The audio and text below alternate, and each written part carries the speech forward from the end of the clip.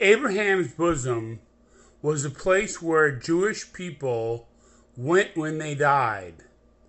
This proves that non-Christian leaders who follow the way of the Holy Spirit can provide places of sanctuary and salvation for people when they die.